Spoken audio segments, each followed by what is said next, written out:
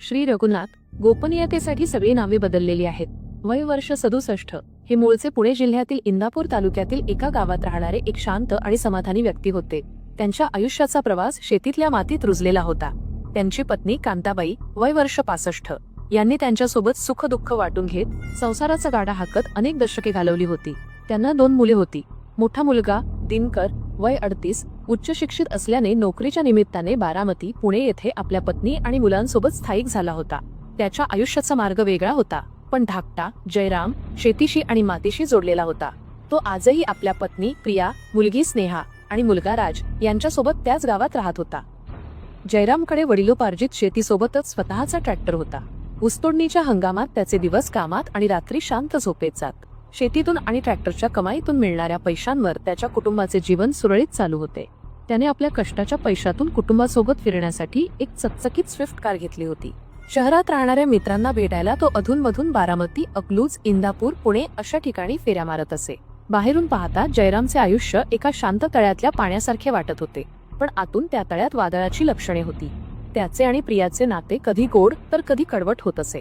प्रियाचा स्वभाव थोडा मोकळा होता. ती अनेकदा जयरामला न सांगता बाहेर जायची.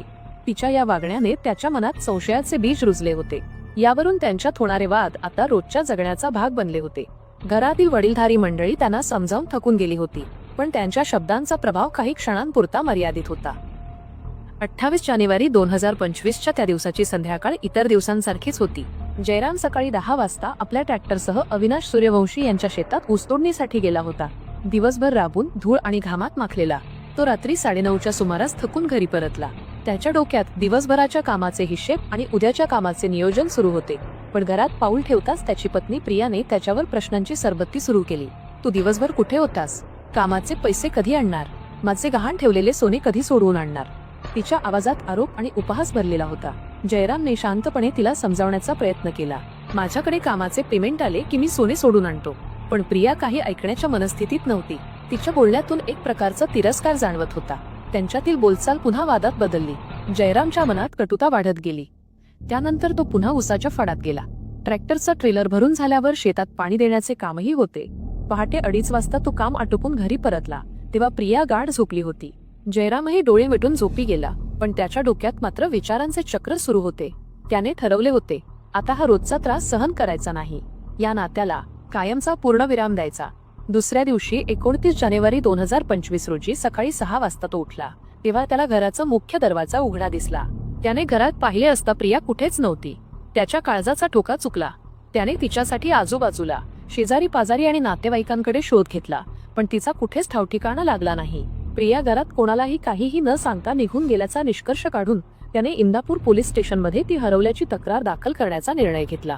पोलिसांना सर्व माहिती दिली आणि प्रियाच्या बेपत्ता होण्याची नोंद केली. वरिष्ठ पोलीस निरीक्षक सूर्यकांत कोकणे यांनी नेहमीच्या प्रक्रियेनुसार खबर नोंदवून घेतली. इंदापूर पोलिसांसाठी हे एक सामान्य मिसिंग प्रकरण होते. त्यांनी बेपत्ता झालेल्या प्रियाच्या सासरच्या आणि माहेरच्या सर्व नातेवाईकांकडे चौकशी केली. प्रत्येकजण गोंधळलेला आणि घाबरलेला होता. त्यांच्याकडून काहीच ठोस माहिती मिळत नव्हती. दिवस, आठवडे, महिने उलटले, पण हे प्रकरण पुढे सरकत नव्हते. वरिष्ठ पोलीस निरीक्षक सूर्यकांत कोकणे यांनी तपास पुढे नेण्यासाठी पुणे ग्रामीण, पिंपरी चिंचवड, सातारा, सांगली अशा विविध पोलीस दलाशी संपर्क साधला. त्यांनी प्रियाच्या मोबाईल नंबरचे तांत्रिक लोकेशन तपासले, पण काहीही निष्पन्न झाले नाही. जवळपास 2 महिन्यांचा कालावधी निघून गेला होता. मासिक मीटिंगमध्ये जिल्हा पोलीस अधीक्षक पंकज देशमुख यांनी या प्रकरणाबद्दलची माहिती विचारली. त्यानंतर कोकणे साहेबांनी स्वतः या प्रकरणात लक्ष घातले. त्यांनी या गुंतागुंतीच्या तपासाची सूत्रे पोलीस उपनिरीक्षक दत्तात्रय लेंडवे यांच्या हातात सोपवली. उपनिरीक्षक लेंडवे यांनी पुन्हा एकदा नव्याने तपास सुरू केला. त्यांनी प्रियाच्या जवळच्या आणि दूरच्या नातेवाईकांना भेटून त्यांच्याशी सविस्तर चर्चा केली. त्यांनी पुन्हा एकदा प्रियाच्या मोबाईलचा कॉल डिटेल रेकॉर्ड, CDR आणि ज्या दिवशी ती बेपत्ता झाली त्या दिवसाचे मोबाईल टॉवर लोकेशन तपासले. या तांत्रिक विश्लेषणादरम्यान आणि काही गुप्त माहिती मिळाल्यानंतर पोलिसांचा संशय जयरामवर वाढू लागला. एका खबऱ्याने पोलिसांना महत्त्वाची माहिती दिली. जयरामने बेपत्ता झाल्याची तक्रार दिल्यानंतर त्याने एका नातेवाईकाकडून प्रियाचा फोटो मागून घेतला होता. एका बेपत्ता झालेल्या व्यक्तीचा फोटो तक्रार दाखल करण्यासाठी आधीच तयार नसणे पोलिसांना संशयास्पद वाटले. संशयाची सुई आता थेट जयरामकडे वळली होती. पोलिसांनी त्याला ताब्यात घेऊन चौकशी सुरू केली. सुरुवातीला जयराम काहीच बोलत नव्हता. तो उडवाउडवीची उत्तरे देत होता. पण वरिष्ठ पोलीस निरीक्षक सूर्यकांत कोकणे आणि पोलीस उपनिरीक्षक दत्तात्रय लेंडवे यांनी त्याला कसून चौकशी केली. त्यांनी त्याला त्याच्या मोबाईल टॉवरचे लोकेशन दाखवले आणि त्याला निरुत्तर केले. एका खबऱ्याने पोलिसांना जयरामने प्रियाचा खून करून तिचा मृतदेह कुठेतरी लपवल्याची माहिती दिली होती. बुधवार 23 एप्रिल 2025 रोजी पुन्हा तपास करण्यासाठी जयरामला पोलीस स्टेशनमध्ये आणले. आता पोलिसांचा खाक्या सुरू झाला होता. मानसिक दबाव आणि तांत्रिक पुरावे समोर आल्यावर जयराम पूर्णपणे हताश झाला. अखेर त्याने आपल्या गुन्ह्याची कबुली दिली. त्याने सांगितले की 28 जानेवारी 2025 रोजी रात्री 10:30च्या सुमारास त्याचा मित्र विजय रा इंदापूर त्याच्या घरी आला होता. प्रिया घरात झोपली होती. तिच्या चारित्र्यावर संशय, तिच्या भावकीमधील एका व्यक्तीसोबत असलेले पूर्वीचे प्रेमसंबंध आणि त्यामुळे समाजात होणारी बदनामी या सर्व गोष्टींमुळे जयरामच्या मनात राग खदखदत होता. त्याच रात्री त्याने आणि विजयने मिळून प्रियाला कायमचं संपवण्याचा निर्णय घेतला. त्या रात्री दोघांनी मिळून प्रियाचा गळा दाबून तिचा खून केला.